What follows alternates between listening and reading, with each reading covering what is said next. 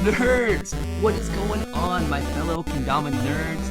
Nerds! I'm excited today. Today is a good day. This is an episode that has been a long time coming. But before I get ahead of myself, I am here in the real life studio.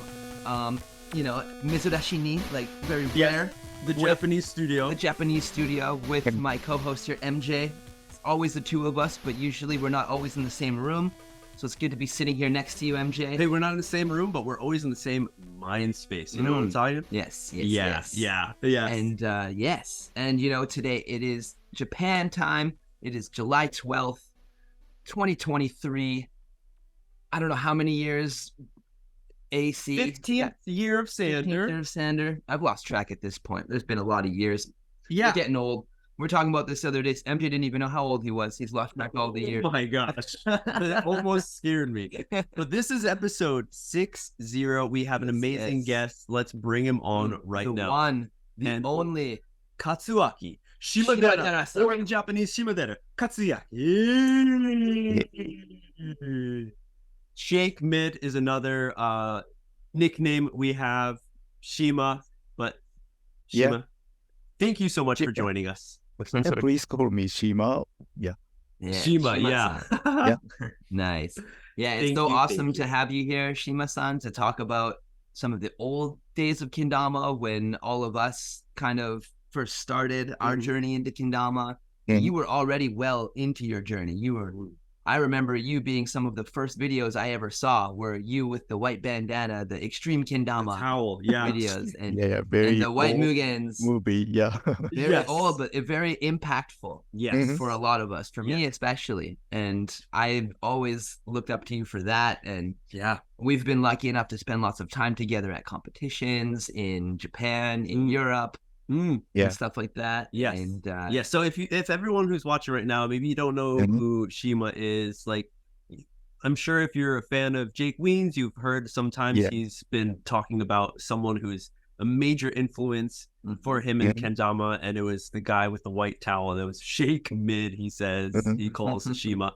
And has been doing it, as Rod just mentioned, early YouTube videos that Shima was putting up, and it was a real, like, kind of inspiration, or just to see like a style from the motherland, from Japan, because North America, you're playing with your friends and getting to know Kendama, but at that time people weren't traveling to Japan. Like, no, none of us had been to Japan yet. And then here's Shima in Japan with the white Mugen, with the tatami room, like very Japanese style, Japanese style tricks, Japanese style room, and just everything just so authentic, like the way that we would dream about a Kendama like player being. Yes. And not only that, everyone, like, he has been he's a judge, one of the main judges of Kendama World Cup every year, always, even till now, very involved in the scene, in the community. Yes, has a rich background involving the Japanese Kendama Association as well, JKA, everyone. So we're just excited to dive in. So we're going to stop talking. We want to hear from Shima-san. Yes. Where should we even start? Because, I mean, let's like the same. We always start at the beginning. I guess we have to. When was the first time you ever played Kendama, Shima? I think it was when I was an elementary school student. I played Kendama only a little. I just did Spike. But I remember that not so much. Just to big cup and small cup. Base cup and Spike. Nice. But I remember that for the first time I did the Spike. Because I'm very impressed. Very happy. Hard to say what way I feel, but you can imagine how we feel. Exactly. As Kendama players, we've all experienced that first Spike. So I think we all understand that feeling very well. I think. So when you started, was it? Did you decide to play by yourself, or was it the whole class? In elementary? Actually, no. I played very a little in when I was elementary school, because no friend playing Kendama around me. Okay. Yeah. Okay. And no internet. Yes, no of SNS. course. Yes. Yeah. So I play Kendama when I was college student. Yeah, when Japanese Kendama champion, Hashizume-san, made a Kendama circle at the college.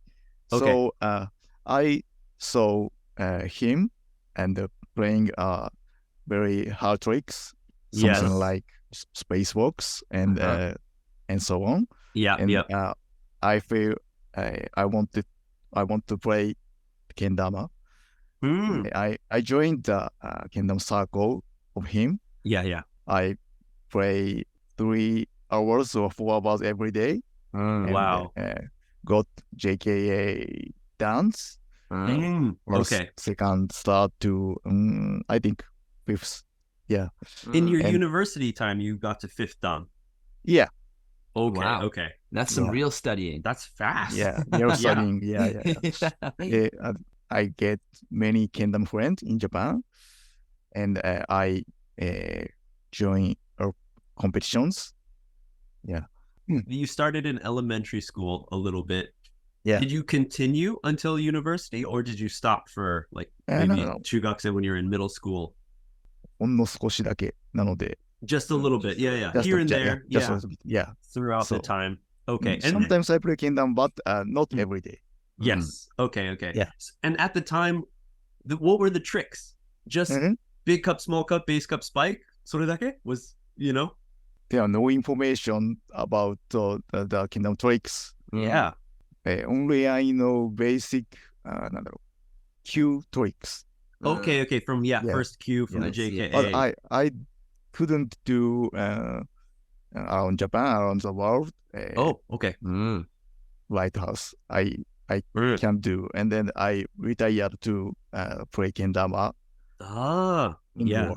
Yes. So, and I think like in Japan, Kendama is a household name everybody knows. Mukashi wasobi, it's an old like toy, cultural toy of Japan. And many kids, everyone thinks it's a kid's toy. Yeah. でも逆に it's like it's so difficult for kids. It's I feel like it's better for like when you're middle school to try to start. Yeah. When you have more control of your body and more focus. I mean, it's good lesson for little kids. I was gonna say I kind of think the opposite almost, where maybe it's just my mindset because I've always really enjoyed a challenge, something that I don't think I can really do, but I'm like I can do that if I try really hard.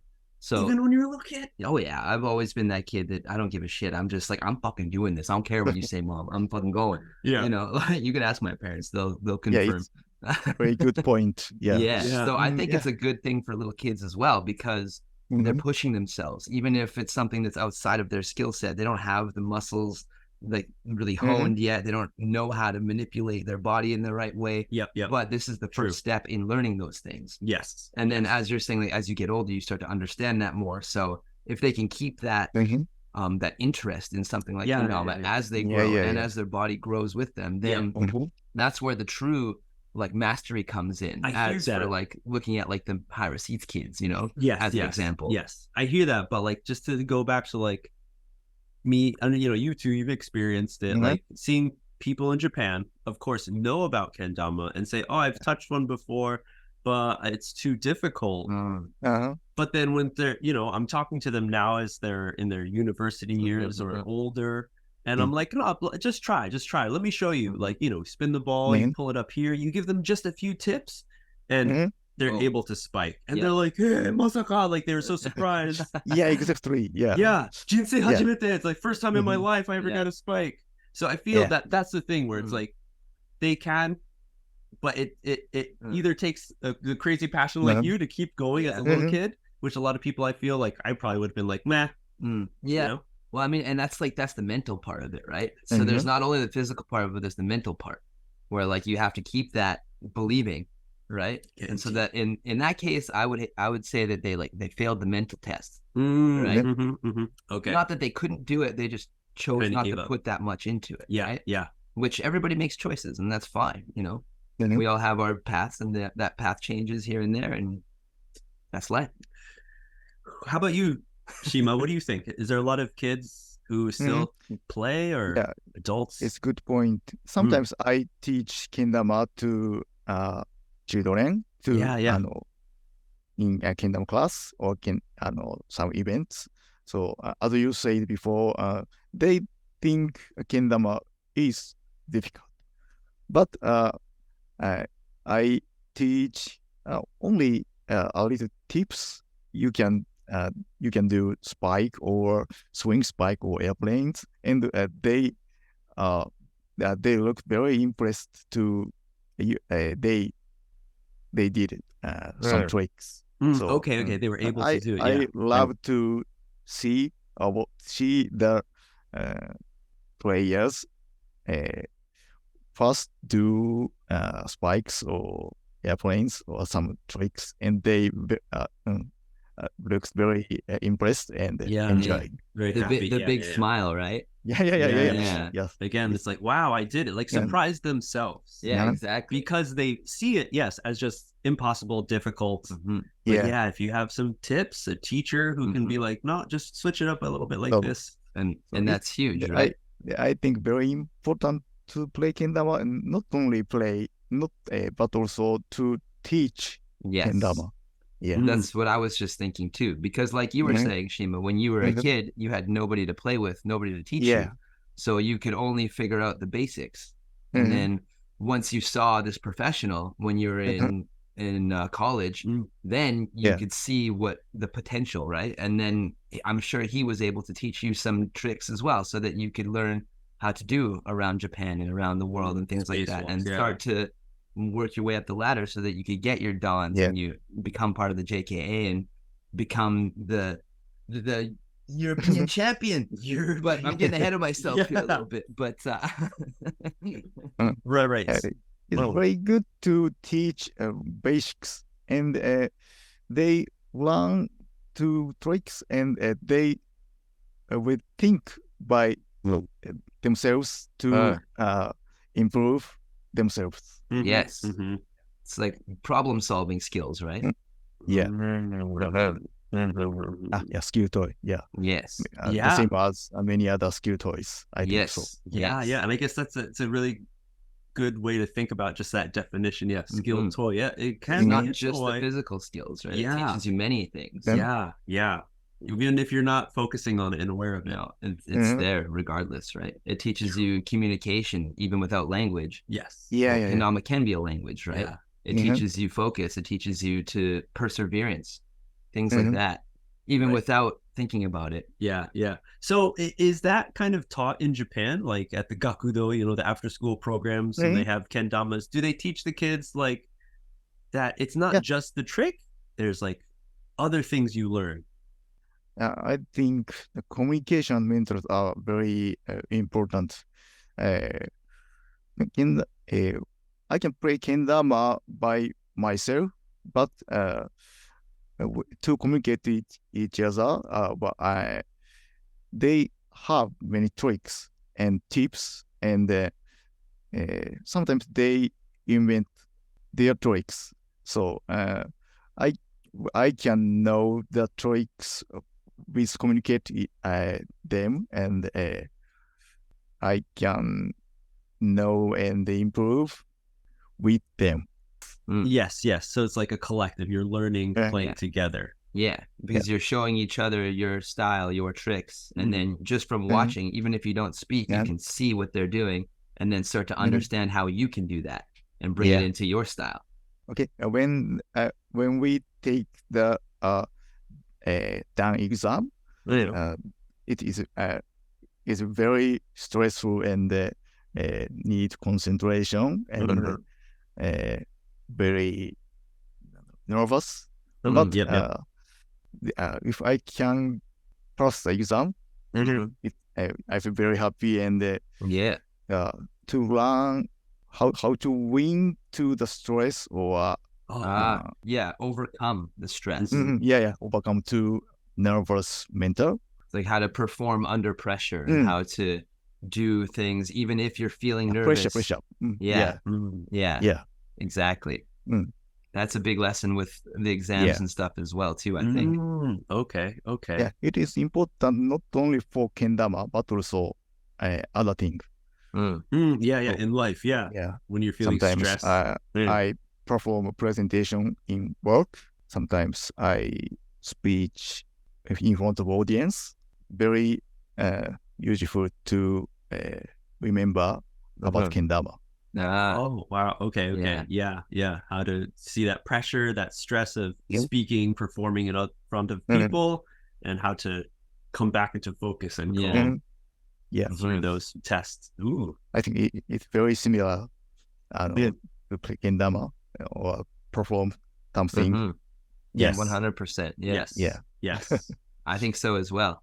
Okay, so I want us to go back to your university days. You started you joined this kendama club. You were playing 3-4 hours a day. Yeah. Was that your main hobby? Yeah. Did you have anything else? Like, it's hobby. And when I was a university student, kendama will become not just hobby but life work. And changed to life work. So when did that happen? Change when I won the All Japan students kendama competition. Okay. Yeah. So. And is that Kendama Kyokai no yatsu? It's from the Japanese JKA event. JKA All Japan students kendama competition. Yeah. Okay. Nice. You got first champion. Oki, you were holding the big kendama. Yeah, exactly. Nice. I decided to continue kendama in my life. Okay. So is that around the time when YouTube started, and then you started thinking about making videos? No. Before that, in 2003, I visited Mongolia to teach kendama. Nice. You know Imada-san in Hiroshima?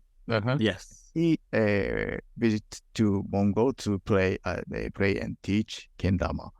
There are many kendama players in Mongolia.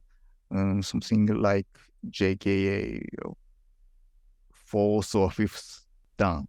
Yeah. Yeah. I remember meeting a lot of Mongolians the first time I came to Japan at the WKO, the JKA event, and they were very good. I thought they were going to win the entire competition. Yeah. But of course, Mukai-san was there also, so he won. But for those of you listening, if you guys don't know Imada Sensei, he was like a huge kendama teacher in Japan for a lot of the people that we all know and love, like Tamotsu, Shima, all these legends. Yumi as well, yeah. So if you are interested in who this guy is, you can look up Matt Ballard's video, Portrait of a Kendama Sensei. Portrait. Very nice little video and little intro to Imada-san. Yeah. He's also in one of my videos I have, because we were in his dojo and him playing the flute as the intro. Oh, okay. Yes. But yeah, just so you nerds listening know who we're talking about. Yeah, pretty much legend of legends. Yes. In Japan for kendama. I realized the kendama is have a power to move foreign people, and they play and impressed and improving kendama, not only Japanese. Yes. Yeah. So, after that, sorry. Continue. Go ahead. Sorry. In around 2007, YouTube was invented. Yes. And some people upload kendama in Japan, videos Japanese. to Japan, and foreign people such as Colin Sander. Oh, okay. Yes. Yeah. I'm very impressed to watch Colin Sander's videos. Yeah. So I also I thought I should upload the videos to YouTube. Okay. Who was the first? Who was the first video? Do you remember that you saw? Yeah. Was it a Japanese player? Japanese Japanese player, some Japanese player uploaded to upload videos to internet before YouTube, but okay, not so many people know that. Yeah, the YouTube was the very yeah, you could search, you could search Kendama on YouTube, and it was easier to find other people's things. Yes, I think the first foreign player uploading Kendama videos was Koni-sanda, I think. Oh, okay, wow. And my friends, Korai-san, you know? Korai-san. He is my Kendama teacher. He teach me some air tricks, and he was also a Kendama champion in Japan. He uploaded videos to internet before YouTube. Oh, all right. Yes. On like forums or something. Okay, before YouTube. Yeah. Nice. So can you still see these videos today? Not so much. No? But I like to upload. But today there are so many younger players. Yes. Play Kendama and uploading videos. So many, like to watch them. Back to 2008, I like to archive Kendama tricks as videos. Yes. And so I bought a super slow camera. Ooh, okay. Yeah, and it's very good to understand Kendama tricks with super slow camera. And take a video with super slow camera and upload Kendama tricks to YouTube. Yeah, and so many people watched that. I was very happy. Yes. So is that so from your YouTube channel? Like many people talk about, extreme Kendama. Yeah, that's maybe the most popular, well known. And you have a lot of like just single tricks, like almost like no Instagram, but it was short. Like you said, it's an archive, right? So you're just, this is a trick that I now learned. So you put it now. I can remember this trick, right? Yeah. So was that for you? So you could look back like a journal, or maybe also to show other people like different styles of tricks around the world if they wanted to. They could go and see some classic or more difficult JKA tricks. Yeah, in 2008, I thought so to show many tricks, tricks to the world, because there are no way to spread Kendama tricks to the world without videos. Only teach directly. Right. Person. Yeah. There are some books, but they are very difficult to understand. Not the same, right? Yeah. You can read about how to do something. You can see one picture, two pictures, but it's not the same as a video, right? Especially like you were talking about the slow motion camera. That it was something that I remember the first time seeing a Kendama trick in slow motion. And my brain was just like, whoa, it makes so much sense. It's so cool. Like you can see every little bit of move. You watch the string move, the way you move your hand so that the string gets out of the way when you flip an airplane, or things like just very small details become very obvious. And so that, I think it's very interesting to see, because Kendama is such a analog toy.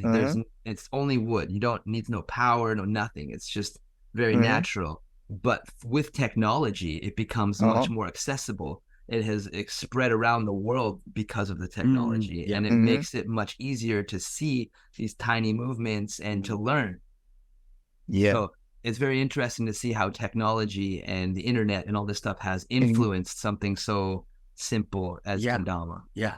And that's why extreme kendama was meaningful to spread kendama tricks to the world.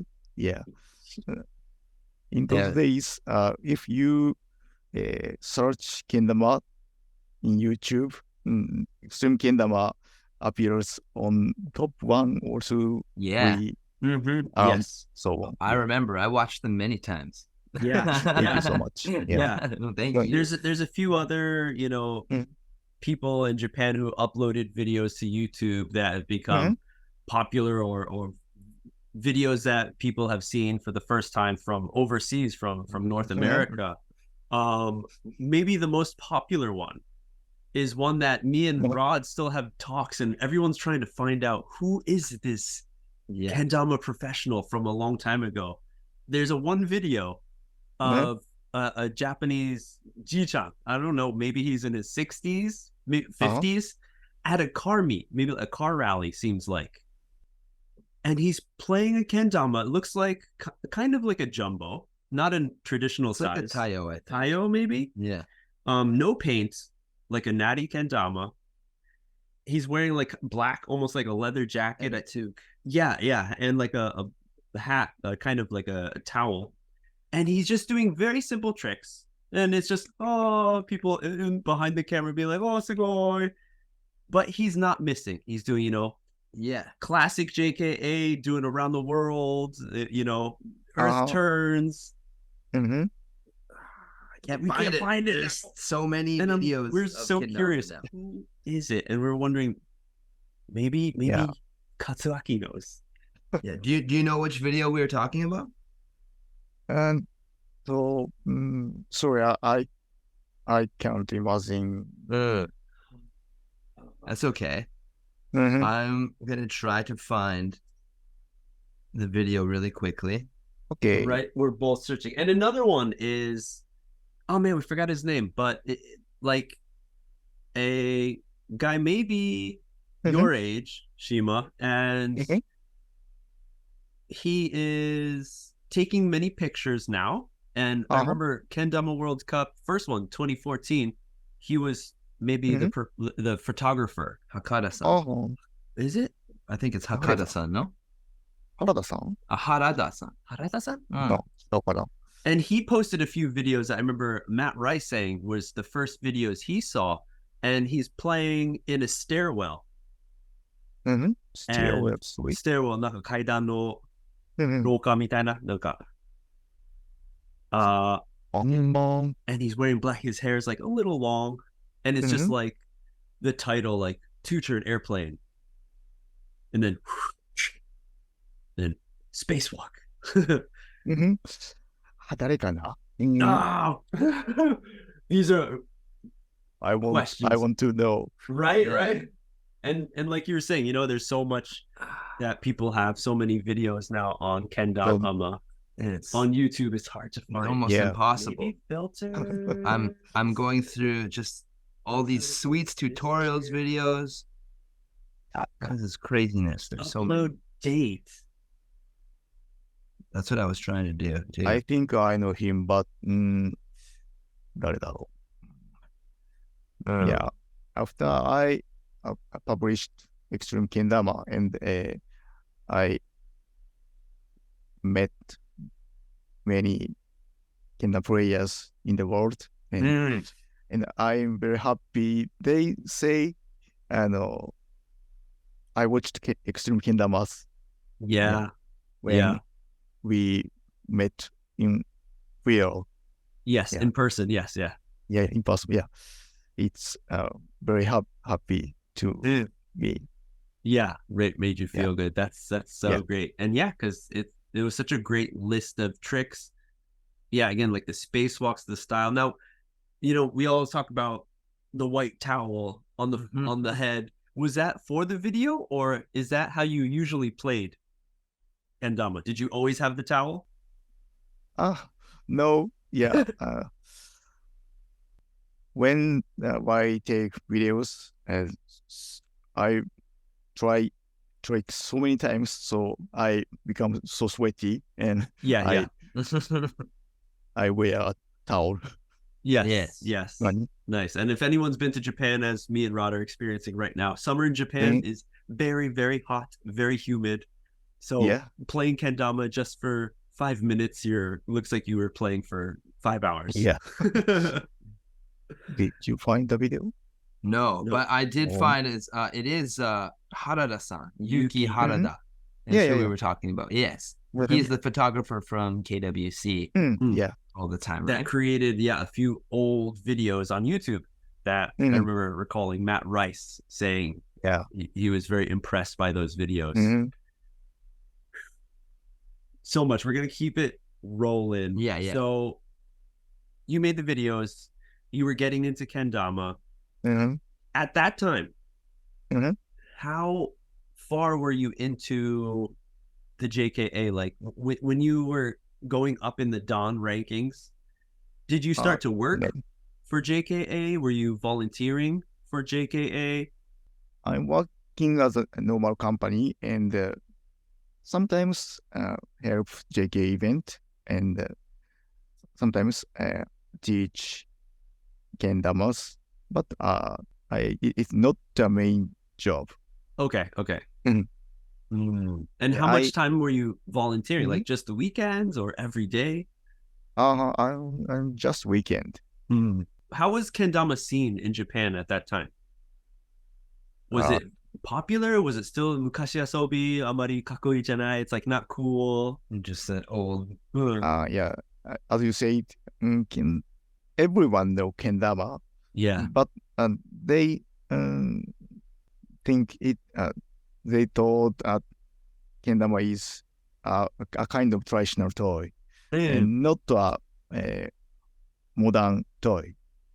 Okay. So I would like to change the image, and that's why I put videos of air tricks or very new tricks of kendama. Okay. Okay. After that, foreign players watched it and play kendama and invent the very new tricks by themselves and imported to Japan.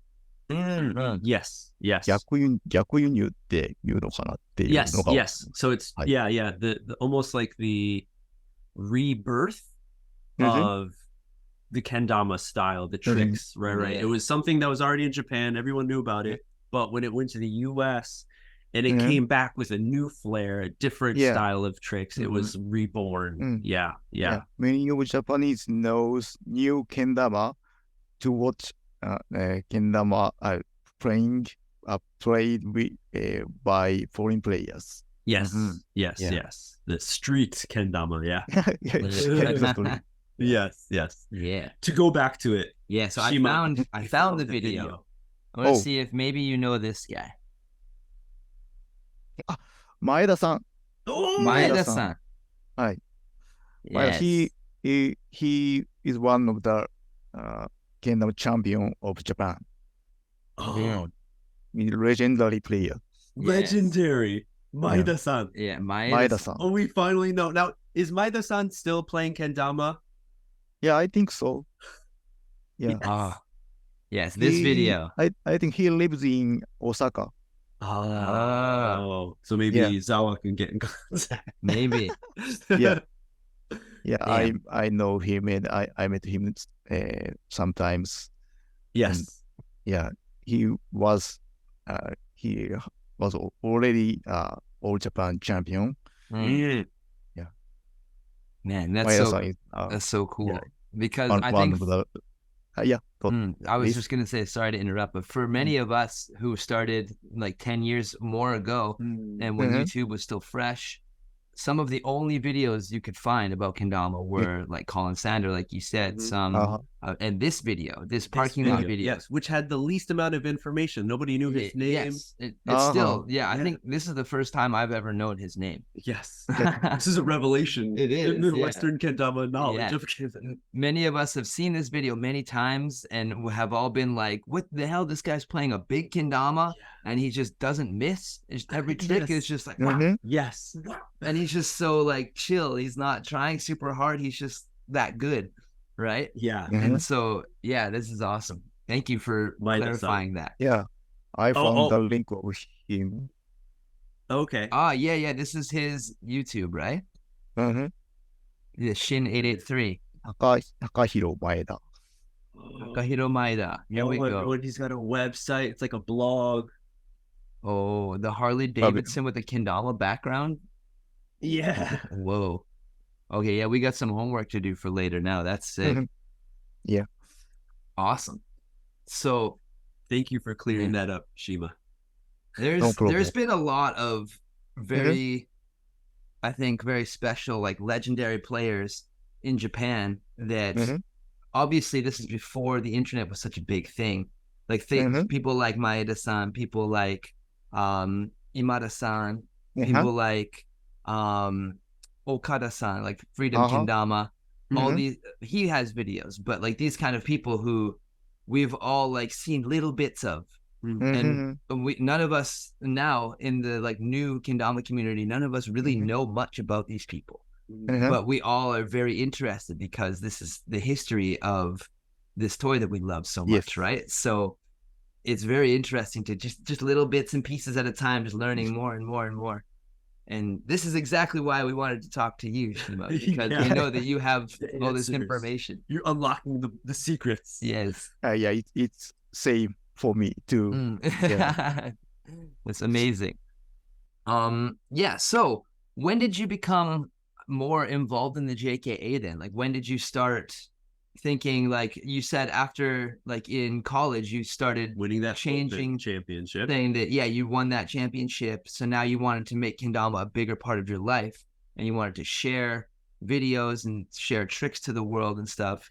So, and then you went with the JKA to Mongolia to spread kendama and to teach there. So what other kind of things have you done with the JKA? Like, have you gone on many other trips to other countries? Is there any like big events that you remember that stand out in your memory? Any fun stories? Often when uploaded to videos in YouTube, I started to communicate with foreign players. So in 2011, I visited a European Javelin Convention to participate European Kendama Open.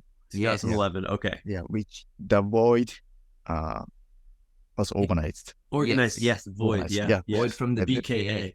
British Kendama Association. The Void is great because it is the kind of the first international competition of Kendama. Yeah, he did a lot of good stuff for kendama back then. Wow. Yeah. On the other hand, JKA was JKA, Japan Kendama Association. Yes, right. No international competition. Yeah. They have to stay within Japan. So I thought Kendama should not be only in Japan. Yeah, of course. It's hard to do if I'm in JKA but outside JKA. Okay, to promote kendama, to share with outside overseas countries. Yeah, but because you're a member of the JKA, you want to respect the JKA and still continue to be a part of it, right? Yeah. So you have to kind of stay in the middle somewhere and walk the line and not fall over onto each side, right? Yeah. But it's interesting because the JKA, you mentioned, going to Mongolia to spread kendama, and that was from JKA. Yeah. So what? Yeah. Just events. Sometimes you were allowed to. Mongolia. It was kind of individual activity of Imada-san. I see. Okay. So, I see. Yeah. To go and share with other people. Nice. Yeah. In 2012, as you know, Gloken was established to spread Kendama to the world. Yes, the global Kendama network. Global, right? Yeah. As you may know, JK and Gloken are こう、なんていうか、分かれた。Kind of split. Divided. This split. Yeah. And that's something that I've always disliked. Because as somebody who has played Kendama for a long time as well, we kind of grew up with the JKA and we've always had very much respect for the JKA and all the work that they've done. And I still have respect for them, of course. Yeah. And then seeing Gloken be established and Gloken trying to spread more globally while the JKA focuses only on Japan. But to see this division, like almost the fighting sometimes, it seems like, right? Yeah, it seems like it. Yeah, and good. I hate it because we all deep down the root is the root is the JKA, right? It's Kendama. I'm thinking. I mean, yes, the root on both sides, right? Is to spread Kendama, to share it. But the JKA, like you're mentioning, right? Japanese Kendama Association, they stick within Japan to spread. And they say, okay, well, Gloken global, so they're allowed to spread. So it's like the base is the same. Yes. So it's like, what? Can we all get along? So maybe this is a bit of a difficult question. But why do you think there is such a divide with the JKA and Gloken? Why do you think it's so difficult for them to work together and because they both have the same goal? It's a very difficult question, but I know. Of course, I respect JKA and also I love Gloken. So it's good to work together with them, but for decades it was difficult. But why? Yeah, but why? Exactly. But why? So you, Shima, are you?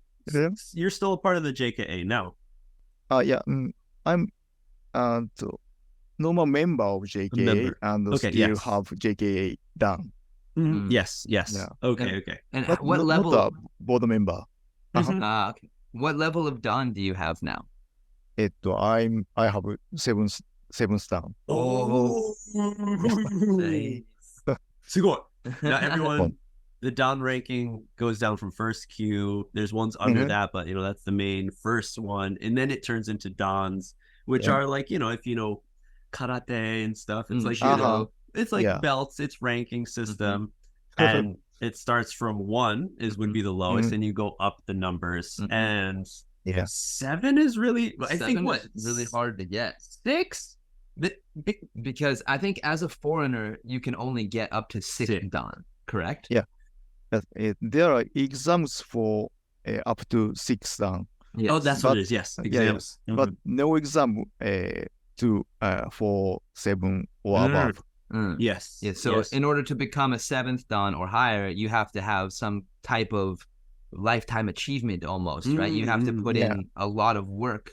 And how to work teaching Kendama, acting judge of official competition. Okay. And, and you're almost like knighted, so they have to give it to you. Yeah. I mean, you just there's no test. You earn it through your activities, or you don't. I mean, it's kind of, I guess, similar to being a sponsored player on the flow team at the beginning, putting in the work. I guess, very simply looking at it. And then pro is when you make the step up, and it's given to you for all the work that you've put into it. So you have 7. That's awesome. Sugoi. Thank you so much. How long ago did you get your 7th dan? I think in 2015 I got a 7th dan. 2015. That's crazy, because I think most of the people listening to this right now probably weren't even playing Kendama yet and didn't even know Kendama. And you already had 7th Dan, this lifetime achievement level within the Japanese Kendama Association. Well, I mean, because he's been playing for a long time. JKA's been rocking for what, over 40 almost years? 50 years now. Doing work. I think they give me 7th Dan because I have spread Kendama and play Kendama with foreign players. So they clearly thinks it's important to spread Kendama to the world. But why they can't get on with Gloken? It's difficult question to me too. Yes. And I'm sure, of course, there's many people in the JKA, you know, even with Gloken, and even everyone has their own personal opinions. Yes. I'm sure, like you're saying also, right, Shima, you are still a member of the JKA, but you still do a lot of amazing work with Gloken. Very important part of the competition side of it. And so, yeah, like to see people, I think we just need more people to be open to the fact of working together is 100% a better way to bring each other up and support. Because we ultimately we all want to play together. We all want to be in this together. Nobody wants to have enemies, especially with Kendama is not that type of a thing. Like you know, a ken is a sword in Japanese, right? So maybe it's a sword battle kind of thing like this, but we're not trying to kill each other like a samurai. We're trying to just stab the ball together and hang out, right? That's all we want. We don't want to shed each other's blood. We just want to hang out, maybe drink a couple beers and play some Kendama together and share our styles together and to spread to the world, to spread our style to each other, like to communicate like we were talking about earlier. And I believe that's why we all still play Kendama. Like if I didn't meet everybody and have this community and have all these people that I love around the world that I get to meet up with once in a while, I don't think I would still be playing Kendama the same way that I do. Like that is my main motivation for me personally. And I think that I could probably say that speaks for most people, from my understanding at least. I'm very happy to hear that from you. It's very good to respect each other for the players. Yes, 100%. Not fight. And of course there's going to be some times where we're frustrated, like maybe you know the JKA and the Gloken problem is, I think, very complicated. There's many levels to it, and maybe it's hard to understand the deep levels of why this, why that, but maybe those aren't important either, right? It's like it's very hard to step past such things like that, I think. But it's also like a part of life is learning to kind of just let go of things that don't matter and to just look at the big picture at what's really important, right? So for example, I've even had some times like on past episodes where I've been frustrated at the JKA because of how I've seen them react with doing Gloken events and stuff. And maybe I came across like I was very angry at them and I hate them, but that's not the case, you know. And I've always had respect for them. Is this one incident that you noticed? Yes. That was like, ooh, pretty frustrating. Yes, exactly. There was one especially. If you've listened to the old episodes, you know. But overall, of course. Overall, I have respect. When you first came to Japan, like there was no Gloken. Exactly. Like it was kind of in the beginning stages. Started. There Gloken was Tamotsu standing there with a binder that said Global Kendama Networks on it. You could say Bible, sorry. The Gloken Bible. But a lot of the connection was still, a lot of the JKA people, JKA members, you know, meeting up with many people in Tokyo and stuff when you're coming, or was it Osaka? Osaka the first time. But then many other times too, we had the Tokyo Grand Prix events. We had all sorts of events all over the place. And so me and Shima have gotten to hang out at lots of different events and play Kendama together many times all over the world, which has been amazing.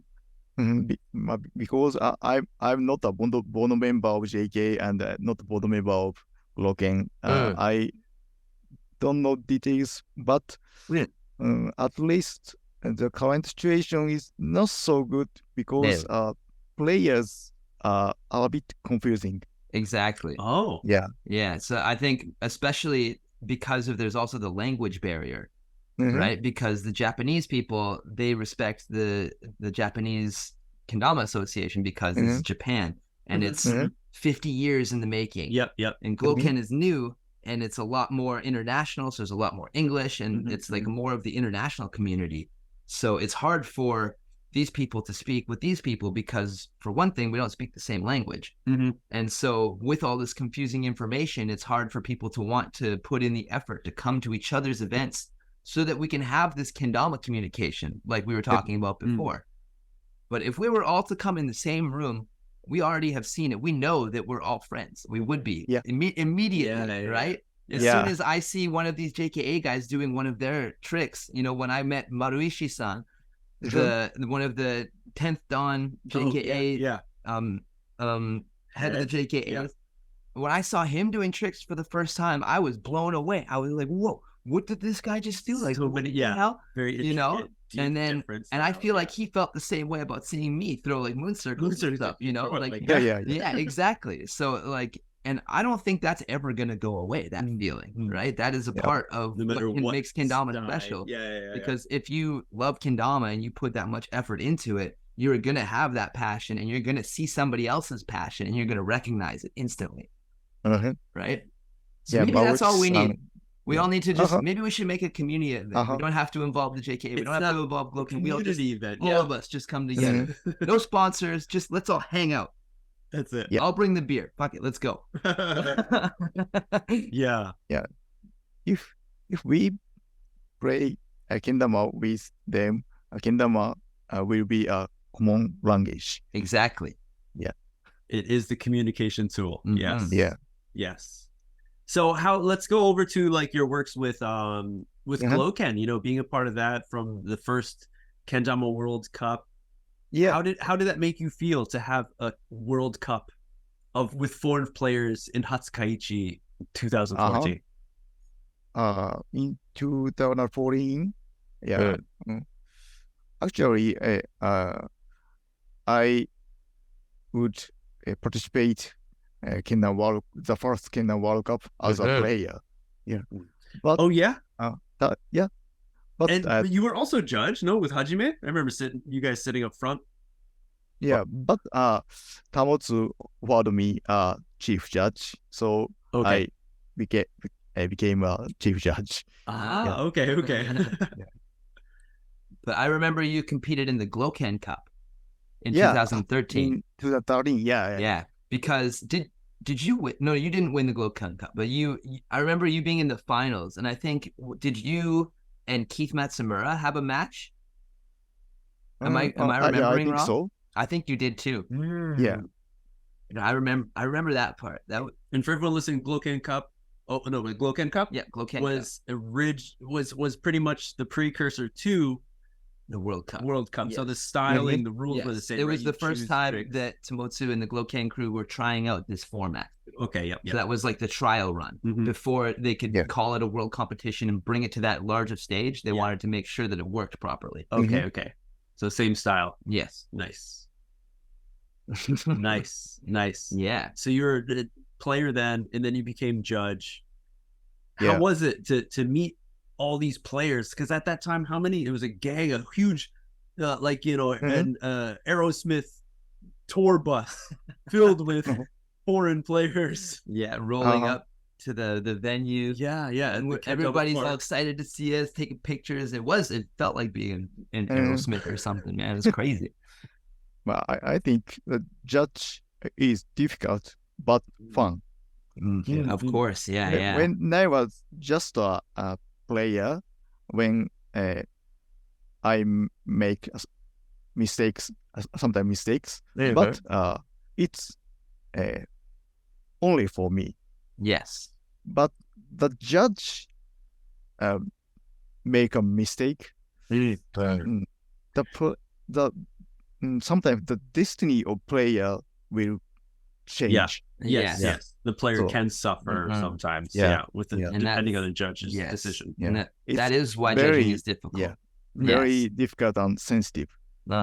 Yes. Yes. Well, but glad that you. but fun. And I fun. can watch the world top Kendo players very very close. Yeah, up close and personally, right? Yeah. It's very fun. Yeah, and that's good that the technology, the extra support has been made by Gloken. You know, Kota's always up there calling the numbers and with the camera, and stuff. Yeah, but the technology is very good, but the real-time judge is still very difficult. Yeah, of course. Yeah, but that is also why it's very important when you're running an event, something especially like the World Cup. It's important to choose your judges very wisely. And that's why we need judges, someone like you, who understands Kendama, who has a good mind for it and knows what he's looking at, right? So it's a very important thing. And many people have different opinions about that, with the same thing we're talking about before, where some people think this person's a good judge, but this person isn't a good judge. You know, but at the end of the day, at an event, when the judge makes a call, that is the judge's decision. And if the community majority likes it or not, and you must respect it, because that person was chosen to be the judge for a reason. The most important things for judge is fairness. Yes, 100%. To remain in the middle, not choose a side. Just was it clean? Was it done correct? Yes or no? And it's a funny little segue. It was going back to talking about the Void in the BKA and how he's such a good spreader of Kendama and everything. We all, if you had ever been to one of his events, you know that the Void was, I think, the most strict judge on the entire planet that I've ever seen for anything, never mind Kendama. But it's very fair, I think so. But he was very fair, yes. There was times where I was very frustrated with him. But I understood why he made the decision, right? So, and again, like I said before, like, because it's his event, he's the judge, you have to respect it. Exactly. And if you don't, then you can go make your own event. You can be the judge and see if you can do better. That's the way it has to be, right? I remember a story from Matt Sweets talking about how one of those early competitions, he did a penguin airplane up here. That was me. Oh, that was you that was too? Me, yeah. It was like starting it. So what he said was, when you start the swing, you have to hold it in regular grip, kind of thing. So when I was doing it, I was swinging it, and I would start like this with the hole up in penguin grip, and then swing it. So you're all set and ready. Yes. But what he wanted was for you to swing it from down here and then rotate it to penguin to grip. catch it. So it's a very small thing. Yeah. But to him, it was a big deal. And actually, at the EKO in Denmark, I was against Tajime Akira. And Akira's so good. You know, I needed every little bit that I could get because he's so good. There was no way I was going to beat him. And that was when Void called me on that. He said it was no good because I did it that way on stage. And that's why I was so frustrated. I was like, he doesn't need the point, man. He's going to beat me anyway. Let me get one. Let me get one. Give me some courage. You know? Yeah. But that event was especially a really good event because after KWC. It was after KWC. We all traveled to Denmark, and we had a little tour. We had our little tour to Middelfart, to the hometown of Torkild and Philip. And we got to see some of the Danish countryside. Kendama Olympics. We had the Kendama Olympics, which was very fun. Unforgettable days. Right? And then that was also when Shima, you became the champion. The burger. And you had the Big Burger Dama. That was such a good moment. And I remember many times, actually, to this day, I still go back and I watch that video. That Chrome put out, the European Kendama. What is it called? European Kendama Championships by Chrome or something. It has like the long version name of it. It's not like EKO or EKC. But it's on the Chrome channel.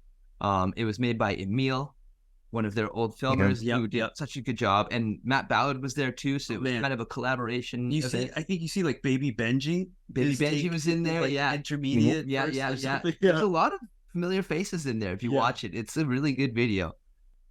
2014 is unforgettable days to me. Yes. I won the KO, and I feel so happy because I continued to play Kendama, and foreign players are increasing, and we become a friend with so many foreign Kenda players, and so many Kenda players cheered me, and I feel so happy. I'm sure it's so different, like, because you have experience, and many people who play Kendama who've taught Kendama to show other people Kendama, and yes, that's great and stuff, but to meet someone who already understands the passion and knows the struggle and is on the same level player as you, that's when it's like a different thing. And then to feel that outside of your country, making this communication, and I'm sure, like, this is why everyone should travel overseas for events sometime in their Kendama career. Absolutely. Or at least make it out to the events so that you can meet other players. You know, it's not, I mean, obviously it's a difficult thing to get overseas, and you know, I'm a very lucky person in that I'm able to make it happen through my sponsors, through working my ass off at my job, and I'm lucky to be able to get to as many events as I do. But obviously not everybody is as lucky and can't do that. So sometimes the best you can do is to get to a local event. And that's where spreading Kendama becomes very important, because we're bringing these events to people. So you don't have to travel across the world to get there. And I think that is a very important part of this. Think globally, act locally. Yes. You know? So Shima, back to the burger. Where is the trophy? Where's the burger Dama now? Okay. In my closet. Nice. Wait a moment. Dust off the bun.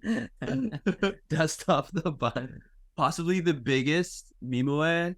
I think it is. Yeah, I don't see why there would be a bigger one. So sorry, I can't get.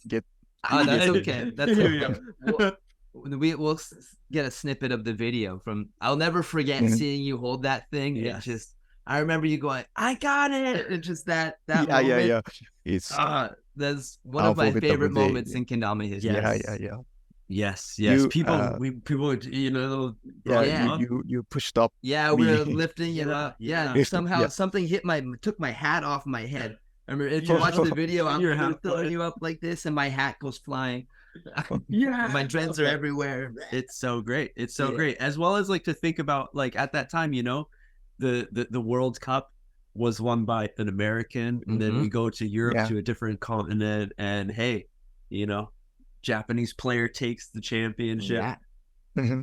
Just like, but that was not your first time at the European Kendama Open, though. Like you said, you came in 2011, right? Yeah. And so to 14, 4 times. 4 times. So you went every year. Ah, nice. Yeah. So in those 4 years, am I wrong that Mukai-san won all of the other ones, right? Yeah. From 2011 to 13, Mukai-san won 3 times in a row. 3 times. And after each time he won, I've heard that he would take a fruit and smash it. The pineapple. Pineapples, watermelons. I remember that. You know. Mukai-san was a man of ritual. He had very many rituals. We were talking about this in the little live we did the other day. But he was always wearing his red Wakayama jersey. He always had the red shorts, the towel, and he has his little ritual of, like, before he did a trick, he would shake his body out and get loose and shake his eyes out and get really focused. And then he'd take his time. And then bam, hit the trick every time. Yeah. It's very interesting. He's like I said this earlier, the old school Kelvin Wong. Okay. Now Kelvin Wong is the new school version of that, because he comes up to an open trick and he stands there for a second, breathe, takes a breath, and you can see his hand, he feels his heartbeat. Well, he takes a deep breath, and then he opens his eyes, and then he does the trick. Performs. And Kelvin also rarely misses when he's on it. Mm-hmm. So it's very cool to see these similar styles grow 10 years later. Same toy, different style of competition, but still there. Yeah. And it's too bad. I wonder if Mukai-san had come in 2014, do you think that you could have beat him, or do you think he maybe would have won? In 2014, Mukai-san did not come because because of his job. Ah, that's why. Yeah. I won. Yeah. Yeah. It doesn't matter. I love that. Yeah. So what's your favorite story from that Denmark trip? Is there one time that stands out to you? I have a couple in mind, but I want to know what one of your favorites is. Yeah, as you said before, the trip to countryside of Denmark, and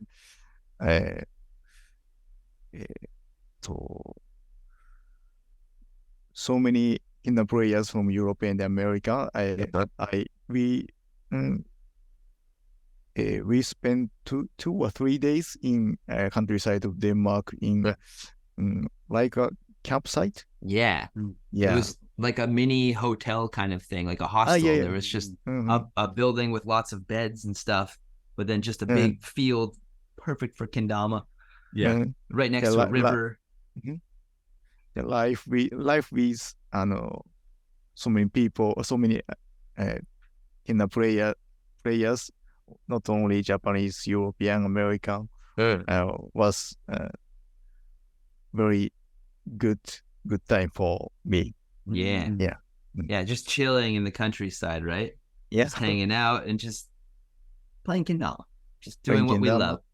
Yeah, making breakfast and dinners. Oh yeah, we had like the kitchen crew too. That's true. Yeah. We had like teams where we would take turns, and this team would do the dishes, this team would cook. Things like that. So I forgot about that part. That was fun. Yeah, that's true. Yeah. It's a different experience to just go to an event and hang out with someone to play kendama compared to traveling with them, doing these everyday things, spending more than like 5 hours like in the same room, right? Yeah, exactly. And it's a very different thing, because then there was, how many people do you think were there, Shima? Maybe 30 maximum? Probably 50? Maybe? I think 30, maybe 30 or 40. Yeah, something like that. That's kind of what I was thinking too. But when you go to an event now, most of these events, there's more than 500 people, or thousands of people sometimes, right? And so in those days, I think maybe you feel the same, where when you go to this event, you would know every face. Maybe you haven't talked to them yet, but you know everyone, right? You're just like, oh, I remember this guy from this video, or I remember her from this time, or whatever. Now we go to these events and there's so many new players, especially in America and Europe. There's so many new players that I have no idea who they are.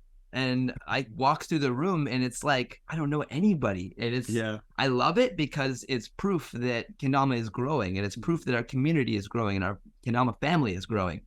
But it's also very interesting. And like, it makes me miss the old days where I can walk around and just I couldn't walk across the room because every person I walk up to, I have to stop and talk to. Right. Or they ask me a question or something. So even if, like, for example, if I'm over here and I have to go to the bathroom over here, it takes me 20 minutes to get there because I have to stop and talk to them, blah, blah, blah. And I love that. It's sometimes a little bit hard because you really got to pee. I love it too. Yeah, and there is still that feeling, I think, in the new events, because there is and the more I go, the more people I know now. So I'm still like getting to know everybody, but there's still more and more new faces, and there's more and more people around the world who maybe don't play kendama as much, but they know it. Like, for example, the other day I was at Enoshima Shrine, like on Enoshima Island. And I was waiting for I was with Nobu's family and with Gregor and Nick, a couple of guys from Germany. And we were just hanging out, and they were buying some dongos, getting some snacks. And I was just waiting for them, just playing kendama. And an American guy, I think he's American, I assume he is, a white guy anyway, not Japanese. He walked by and he saw me playing. He goes, "Hey, Subtronics." And I just laughed. I was like, what? Subtronics? Like, yeah. Kendama, yeah, you know, like, yeah. And Subtronics, I don't know if you know, Shima, is a DJ who is very famous in America, and Sweets gave him a model. So there's a Subtronics model. So that's why many people are being brought into the scene through this electronic music scene, through like skateboarding and BMX and stuff, right? So Sweets is doing a good job of that, of putting Kendama in the hands of these famous people in other communities. And then those people are spreading it in their community. And then so that's where all these new people are coming from, especially through COVID and where everybody was stuck at home. Yes. You know, now you can't go out and do all this stuff. So you're looking for something else to do. So you're watching videos of these people that you would like to go see. And you're like, oh, and it's kind of like back in the day when we found it, when we saw JP Auclair watching him like Kendama in a ski video. You're like, what the fuck? What is that? That looks like so much fun. I want one of those. And now, but instead of him, now it's Boo Johnson or, you know, David Gravett or, you know, or Subtronics or somebody like that. BMX, skateboarders, rollerbladers. Yeah. It's expanding more and more. And it's cool that, you know, Sweets is doing a lot with it. And he has a connection with you, Shima. He has taken a trophy that you have taken a trophy at the same time, 2013. Mugen Muso Tour. There was a mini, again, like Gloken Cup style before the World Cup style of a competition that was held, and there was a lot of people there from overseas, as a few in from Japan. It was a really small, maybe like only maybe 20 of us. 20 people. I think so. And there was 2 winners at the end. They added up everyone's points.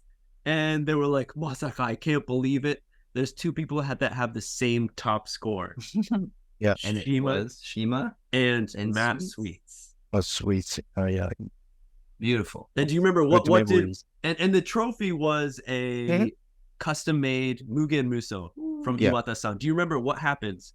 So there is only one trophy prepared, and Iwata-san gives it to Matt first, and he made it later and sent me the same one. The same one. So you got it. He made it. You did get one. Yes.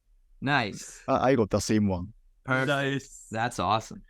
Yeah, man. That's super rare because to think about, everyone, it's like that was going to be one single trophy, one in the world, and now there are 2. They're connected. It's like something out of like a movie. Like, it is these 2 power crystals that were separated, but when you bring them together, like... and it'll be some Dragon Ball fusion kind of stuff or something. Yes, man. Oh, it has been a pleasure having you in here, Shima, and hearing some of your stories and hearing some of your perspective on Kendama. I think I can say confidently that I speak for the other nerds listening that it's awesome to hear someone who's been in the game so long and has such a passion for it talk about it. So thank you very, very much for coming to spend this time with us and coming and nerding out with us nerds, as we say. Thank you so much too. It is very honored to participate damanerds too. If I have a chance, please talk with me later. Of course, you're on your kind of your lunch break for work right now. Right? So thank you. I know you have to go very soon, and we don't want to keep you and get you in trouble from work. Okay. But I would like to ask for one more, just for the people, the new people getting into Kendama now. What's your message to them? Kendama is the life. I think we'd all agree. I think it can have many meanings, right? Yes. I love that. Thank you so much, Shima, for hanging out with us. Awesome. Everyone for listening to this. This is episode 60, number 60 of Damanerds. Thank you for listening this far. Hey, if you enjoy this so much, make sure to share it with your friends. If you like it so much, we are supported through the community. So jump on the Patreon, support, and so we can get more of these things out. And just thank you for everyone who's doing that right now. It's amazing. And, me and Rod, glad that we're able to be here together, collecting this history and sharing it with everyone. Yes. And yeah, much love to all of you who are already on the Patreon, who are already listening. Much love to you who are new here. You know, it's all love, whether you're on the any side, whether there's no side, no sides. And whether you're JKA, Gloken, whether everyone's you're Mongolian, Canadian. Yeah. Love you all. Much love. Thank you so much again, Shima-san. Yeah. And on that note, so these nerds See you again. are out.